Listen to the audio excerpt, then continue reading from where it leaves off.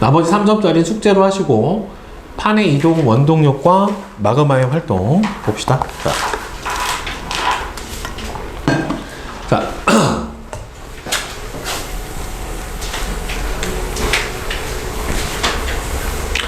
판의 이동 원동력은요, 멘틀의 대류와 판의 운동 봅시다. 물리 상태에 따른 지구 내부 층상 구조 보면은 지각, 멘틀, 외핵, 내핵 이런 순으로 돼 있을 텐데, 지각 하부에서 400km 정도까지가 멘틀의 상부 멘틀부터 한 2900까지가 멘틀의 하부 이렇게 돼 있어요. 자, 그런데 이 지각과 멘틀 상부의 일부를 포함을 해서 보면은 두께 100km 정도가 암석으로 이루어진 층이고, 이거를 암석권이라고 불러요. 그래서 이 암석권이 여러 조각으로 나눠져 있는데, 이 암석권 조각을 바로 판이라고 불러주고, 대륙 지각을 포함하면 대륙판, 해양 지각을 포함하면 해양판, 네, 이렇게 불러주게 됩니다. 알겠죠? 그래서 평균 두께는 누가 두꺼워요?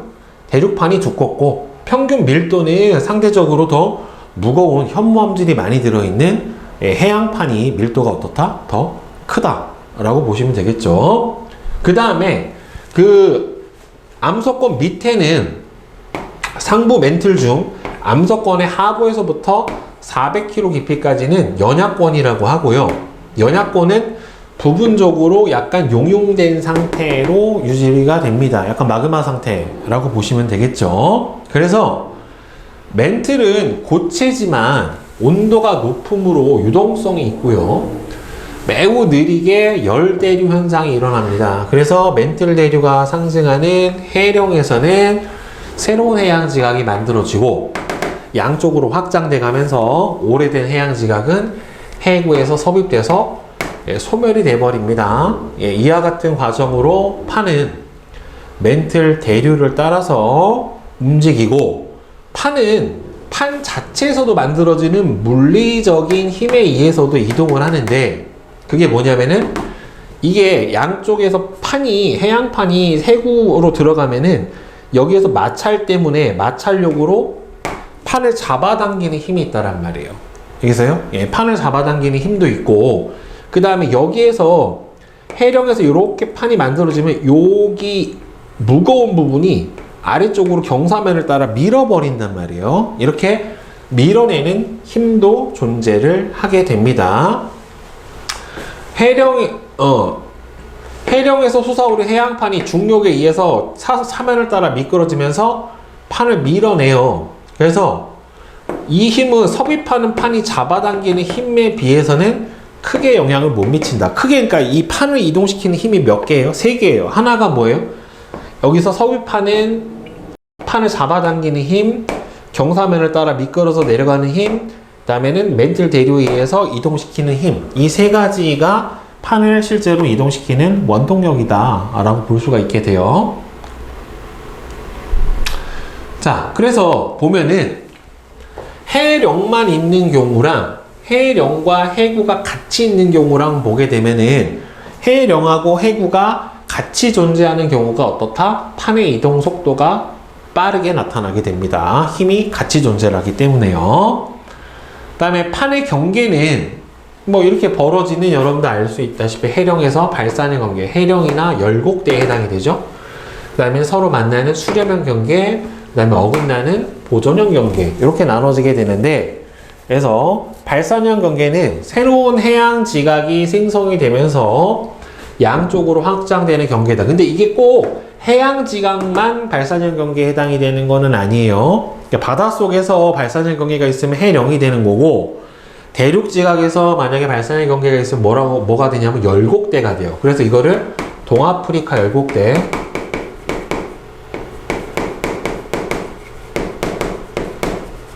그 다음에 아이슬란드 열곡대는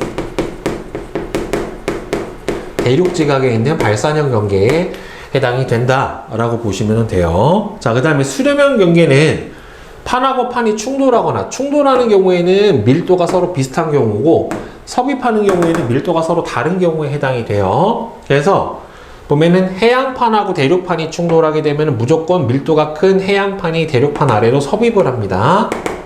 그 다음에 해양판하고 섭입을 하더라도, 충돌을 하더라도 밀도가 좀 더 큰 해양판이 어떻게 돼요? 다른 해양판 아래로 들어가게 돼요. 대표적으로 메리에나이구 같은 경우가 태평양판하고 필리핀판이 충돌하는 건데 둘 다 해양판이거든요. 그래서 그 경우도 해구가 만들어지고, 그 다음에는 대륙판하고 대륙판이 충돌하는 경우에는 하나 섭입이 아니라 어떻게 돼요? 양쪽으로 밀어버리는 형태가 나타나게 된다라고 보시면 되겠죠. 그래서 이 경우는 섭입은 아니고 그냥 단순히 수렴, 다른 말로 충돌형 경계다라고도 불러주기도 해요. 밀도차가 있어야지 섭입이 일어납니다. 그 다음에 보존형 경계는 판이 수평으로 미끄러지면서 어긋나는 경계예요. 그래서 변환단층 경계라고 하고, 이때는 생기는 단층은 뭡니까? 수평 이동 단층이 만들어지게 되겠죠. 자, 그래서 각각 판의 경계에서 나타나는 지각 변동도 잘 알아두셔야 되는데, 일단은 발산형 경계는 해양판하고 해양판, 대륙판이에요. 해령, 열곡, 여기를 열곡대라고 합니다. 둘 다 지진, 화산 활동이 다 발생을 해요. 그 다음에는 수렴형 경계에서는 섭입대가 있고 충돌형이 있는데, 자, 해양판하고 대륙판하고 충돌하는 경우에는 해구하고 호상열도가 발달을 해요. 호상열도라고 하는 거는 해구하고 나란하게 발생을 하는, 그러니까 이렇게 대륙 지각이 있고 해양 지각이 섭입을 해서 이렇게 바다가 이렇게 있으면, 이거 이렇게 너무 깊다. 자, 이렇게 바다가 있으면 요 부분에서 화산 활동이 일어나서 이 해구하고 나란하게 발생을 하는 화산섬을 호상열도라고 얘기를 해줍니다. 그 다음에는 해구하고 습곡산맥도 발생을 할 수가 있게 되는데, 여러분들 해구하고 호상열도가 생기든지 해구랑 습곡산맥이 생기지, 해구, 호상열도, 습곡산맥이 세 개가 동시에 생성되는 경우는 없어요. 알겠어요? 하나씩만 만들어집니다. 그래서 얘는 다 지진하고 화산 활동이 다 발생을 하고, 그 다음에 섭입대에서는 해구를 경계로 해서 대륙 쪽으로 들어갈수록 진원의 깊이가 어떻게 됩니까? 점점 깊어지게 됩니다. 그 다음에 대륙판하고 대륙판이 충돌하는 충돌형 경계는 습곡산맥이 만들어지고, 여기서는 지진만 발생을 해요. 화산 활동 거의 없어요. 그리고 보존형 경계에서도 지진만 발생을 합니다. 그리고 이때 발생하는 지진은 대부분 천발 지진에 해당이 돼요. 그리고 주양이동 단층이라고 나온 건 수평이동 단층이다 라는 소리예요. 그러니까 정단층, 역단층이 아니라. 그리고 여기서 만약에 단층이 만들어진다라고 하면은 발산형 경계 같은 경우에는 양쪽으로 잡아당기는 뭐가 작용을 해요? 장력이 작용을 해요. 그러니까 주로 단층이 생긴다라고 하면은 정단층이 만들어지게 되고요. 그 다음에 수렴형 경계 같은 경우에는 양쪽으로 밀어주는 이렇게 횡압력이 작용을 하기 때문에 이 횡압력에 의해서 역단층이 만들어지게 됩니다. 알겠죠? 두 개가 조금 달라요. 자, 그 다음에 이제 플룸 구조론 봅니다. 플룸. 자, 그러니까 이 판 구조론은 지각 변동을 설명을 하는 이론이에요. 지각 변동을 설명을 하는 이론이라서 판의 경계에서 지각 변동이 만들어진다라고 하는 것을 설명을 해주는 이론인데, 판 구조론은 판과 상부 멘틀의 상호관계가 중심이고 판의 경계에서 지각 변동을 설명하기 위해서 만들었고, 플룸은요 판과 멘틀 전체의 상호관계가 중심이고요. 열점은 판의 경계는 아닌데, 판의 경계가 아닌데 화산 활동이 발생을 해요. 그래서 이거는 판 구조론으로 설명이 안 돼서 다른 이론으로 설명을 해야 되기 때문에 그걸 이제 플룸 이론으로 가져오게 된 겁니다. 그래서 열점에서 화산 활동과 같은 판의 내부에서 일어나는 화산 활동을 설명하기 위해서 플룸 이동이란 플룸 이론을 구조론을 적용을 시켰고, 특히나 하와이가 대표적인 열점이거든요. 하와이에서는 지금도 화산 활동이 계속 일어나고 있고, 새로 생성된 화산섬들이 계속해서 이동을 하면서 나란하게 화산섬들이 발생을 하고 있어요. 그러니까 이 화산 활동이 일어나는 지점은 정해져 있고, 화산 활동으로 만들어진 화산섬들이 판의 이동을 따라서 지속적으로 이동하는 형태를 보이게 되거든요. 자, 그래서 플룸은 뭐냐면 지각과 멘틀에서 지진파의 속도 분포로, 지진파의 속도가 빠른 곳은 주변보다 온도가 낮은 곳이고요. 그래서 여기는 차가운 플룸이라고 불러줘요. 주변보다 온도가 낮고 밀도가 큰 멘틀 물질이 하강하는 곳은 차가운 플룸이 되고, 그 다음에는 느린 곳은 온도가 높아요. 여기는 뜨거운 플룸이라고 불러줍니다. 지진파의 속도가 빠른 곳은 차가운 플룸, 지진파의 속도가 느린 곳은 뜨거운 플룸이 솟아오르는 곳에 해당이 되고요. 얘는 상승을 하는 부위에 해당이 됩니다. 플룸이라고 하는 거는 어디에서 만들어지냐면 이 핵과 멘틀의 경계 부위에서 만들어져요. 그래서 플룸의 생성 원인에서 일단 뜨거운 플룸부터 보면은, 차가운 플룸이 멘틀과 외핵의 경계 쪽으로 가라앉으면 그 영향으로 멘틀하고 외핵의 경계에서 달궈져 가지고 뜨거운 멘틀 물질이 상승을 하면서 만들어지는 게 바로 뭐에 해당이 돼요? 뜨거운 플룸에 해당이 됩니다. 그래서 현재는 남태평양하고 아프리카 대륙 아래에서 거대한 뜨거운 플룸이 상승을 하고 있어요. 그러니까 플룸이 상승하는 곳에서 보면은 대서양 중앙 해령, 발산형 경계도 만들어지고, 그 다음에는 태평양에서도 뜨거운 플룸이 상승을 하고 있고, 여기가 뭐 하와이쯤 되겠네요. 그죠? 그리고 상승하는 곳 보면은 섭입대에 해당하는 해구 쪽 있는 태평양 연안에서 주로 차가운 플룸이 만들어지는 걸 볼 수 있어요. 보면은 판의 섭입형, 수렴형 경계에서 섭입한 판이 상부 멘틀하고 하부 멘틀의 경계에서 머물다가 쭉 식으면서 가라앉게 되는데, 여기가 차가운 플룸에 해당이 됩니다. 알겠죠? 그래서 이렇게 플룸이 상승하는 곳은 열점이 될 수도 있고 발산형 경계가 될 수도 있는 거예요, 결국에는. 그래서 플룸하고 지각 변동을 보면, 열점에서는 뜨거운 플룸이 상승하면서 생성된 마그마가 지각을 뚫고 분출해서 화산 활동이 일어나고요. 이 뜨거운 플룸이 멘틀하고 외 경계에서 상승하기 때문에 멘틀이 대류를 하면서 판이 이동을 해도 중요한 거는 열점에 위치는 변하지 않아요.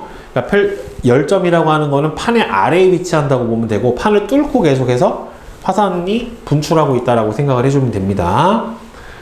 고정된 열점에서 오랫동안 많은 양의 마그마가 분출해서 해산이나 화산섬들이 만들어질 수가 있고요. 초대륙 아래에 뜨거운 플룸이 상승하면서 초대륙도 분리가 가능합니다. 그래서 판게아가 분리된 거를 저걸로 설명을 하기도 해요. 자, 그 다음에 이제 변동대에서 마그마의 활동 봅시다. 마그마는 이 멘틀 물질이 액체 상태로 이제 분출되는 건데, 이 마그마가 굳으면 결국에는 뭐가 됩니까? 화성암이 됩니다. 퇴적암, 화성암, 변성암, 이렇게 세 가지 암석이 있었을 때 보통 화성암이 만들어져요. 지구 내부에서 지각 하부 물질이나 멘틀 물질이 녹아서 생성된 물질을 마그마라고 하고요. 마그마가 굳어서 만들어진 암석을 화성암이라고 해요. 근데 이제 화성암은 냉각 속도에 따라서 지표로 분출된 용암이 빠르게 식어서 만들어진 화산암이 있고, 안에서 분출하지 않고 관입한 상태로 천천히 식어서 만들어진 심성암이 있고, 이렇게 두 종류로 나눠질 수가 있어요. 그 다음에 마그마는요, 화학 조성 SiO2의 함량에 따라서, 이거 규산질이에요. 규산염 함량에 따라서 현무암질 마그마, 안산암질 마그마, 유분암질 마그마로 구분이 됩니다. 그래서 보면은 현무암질은 SiO2 함량이 적고요. 유문암질로 갈수록 SiO2 함량이 많아요. 안산암질은 중간이고, 그래서 산출 온도가 현무암질은 높아요. 얘는 낮고, 그 다음에 점성이 현무암질은 SiO2 함량이 낮아가지고 점성이 작아요. SiO2 함량이 크면 점성도 어떻게 나타납니까? 크게 나타나게 됩니다. 그래서 화산체의 형태도 보통 유문암질이 분출을 해버리게 되면은 종상화산 형태로 위로 많이 솟은 화산이 만들어지고, 현무암질이 분출하게 되면 옆으로 잘 퍼져버리기 때문에 순상화산이 만들어지는 그런 화산체가 형성이 됩니다. 제주도에 있는 한라산도 대표적으로 순상화산에 해당이 되고 현무암질로 만들어져 있죠. 그래서 마그마는 일반적으로 지구 내부의 온도는 암석의 용융 온도에 도달하지 못하니까 지구 내부로 들어가면 들어갈수록 온도가 상승을 하게 되는데, 요 안에 있는 암석들이 이 온도 상승률보다는 더 녹는점이 높은 거예요. 그래서 대부분 지구 내부에서는 마그마가 생성될 수가 없는데, 지구 내부에서도 특정 환경 변화가 일어나면 어떤 환경에 의해서 온도라든가 압력이 변해서 용융 온도에 도달하면은 암석이 녹아서 마그마가 형성이 될 수도 있습니다. 꼭 어느 경우에만 온도 조건에 따라서만 만들어지는 건 아니에요. 그러니까 요거예요.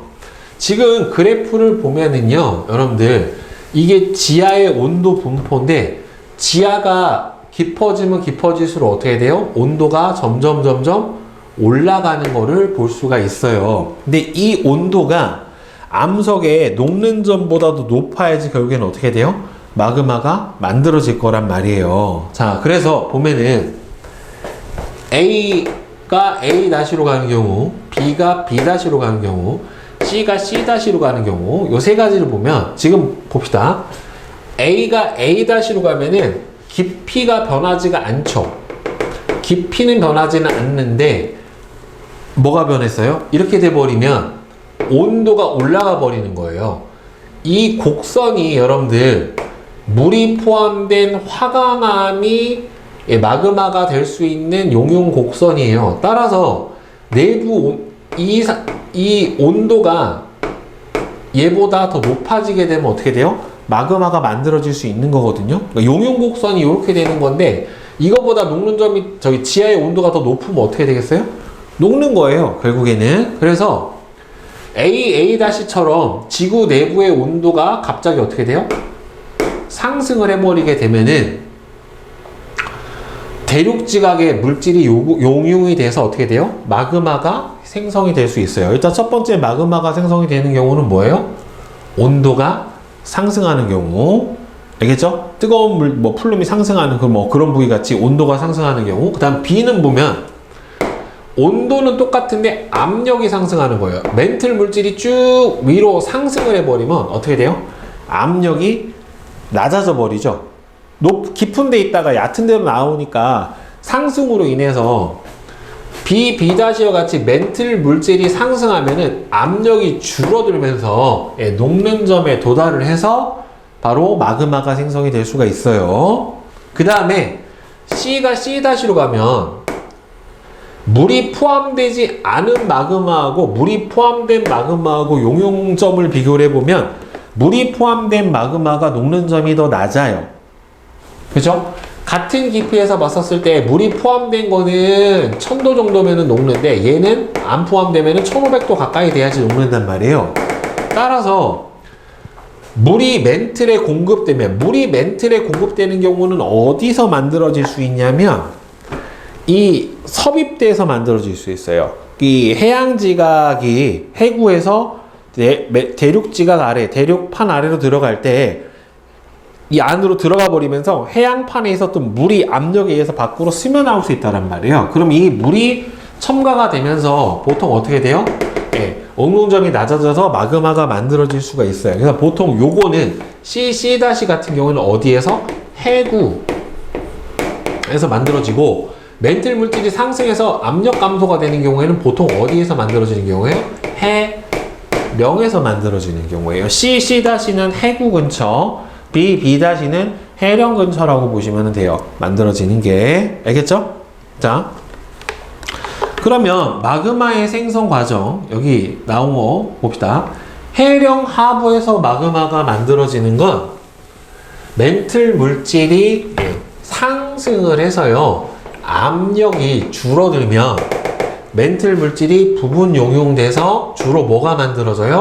현무암질 마그마가 생성이 됩니다. 그래서 해령에서는 주로 뭐가 나온다? 현무암질 마그마가 생성이 돼요. 그 다음에 베니오프대에서 만들어질 때는 해양판이 섭입하면서 온도하고 압력이 상승하면 해양지각하고 퇴적물의 함수 광물, 그러니까 해양지각에서 물을 포함하고 있는 광물에서 물이 밖으로 나와요. 그래서 이 물의 영향으로 연약권을 구성하는 광물의 용융 온도가 낮아져서 얘도 마찬가지로 주로 현무암질 마그마가 만들어져요. 일단 만들어지는 건 해구에서. 그런 현무암질 마그마가 아래에서 쭉 상승을 해서 밑에 있는 대륙판 하부에 도달을 하면 얘가 이 올라온 마그마 때문에 가열이 돼요. 그럼 여기 있는 암석이 녹아서 유문암질 마그마가 생성이 될 수가 있고요. 얘가 그대로 분출하면 그냥 유문암질 마그마 분출이 되는 거고, 녹은 상태에서 섞어서 같이 나오게 되면 뭐가 돼요? 안산암질 마그마가 분출이 될 수가 있는 거예요. 오케이? 자, 그 다음에 열점 같은 경우에는 멘틀 물질이 상승해서 압력이 감소해서 멘틀 물질이 부분 용융돼서 현무암질 마그마가 생성이 될 수가 있습니다. 그래서 마그마가 만든 암석은 화성암이라고 얘기를 했잖아요, 선생님이. 그죠? 마그마가 만든 암석은 화성암인데 화학 조성에 따라서 SiO2 함량이 적으면 염기성암, 점점 많아질수록 준성암, 삼성암이 돼요. 그래서 뒤에 나와 있는 표를 보면서 보시면 그 다음에는 산출 상태하고 조직에 따라서는 아까 마그마가 어느 깊이에서 어떤 형태로 굽느냐에 따라서 조직이 달라지는데요. 심성암은요, 깊은 곳에서 서서히 냉각되면서 보통 관입암이 여기에 해당이 되는데, 관입암, 심성암이 만들어져요. 반려암, 섬유로암, 화강암이 되고, 지표 근처에서 빠르게 냉각이 되면은 화산암이 돼요. 현무암, 안산암, 유문암이 형성이 되는데, 서서히 냉각되면 결정이 자랄 수 있는 충분한 시간이 있어서 조립질로 결정이 커요.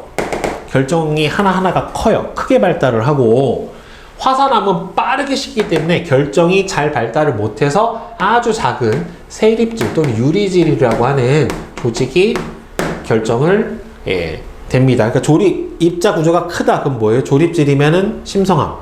입자가 아주 작다. 그럼 뭐예요? 세립질이면 화산암. 이렇게 보시면 돼요. 그래서 여기 나와 있는 표, 요거. 일단은 염기성암, 중성암, 산성암은 SiO2 함량에 따라 달라지게 되는 건데, 이게 산성암이라고 해서 암석이 산성인 건 아니에요. 그 다음에 염기성암이라고 해서 염기성암인 것도 아니에요. 그냥 단순히 SiO2 함량으로 보는 거고, 그 다음에는 산성암은 SiO2 함량이 많을수록 밝아요. 밀도도 작고 어두울수록 무거운 광물 함량이 많기 때문에 밀도도 큽니다. 그래서 순서대로 외우세요. 자, 현무암, 안산암, 유문암, 이게 심성암은 반려암, 섬로암, 화강암이 돼요. 알겠죠? 그리고 지금 이쪽 염기성암은 감람석, 휘석, 각섬석의 이 흑음모까지 다 뭐냐, 유색 광물이에요. 어두운 색 광물이에요. 마그네슘이나 철 함량이 높은.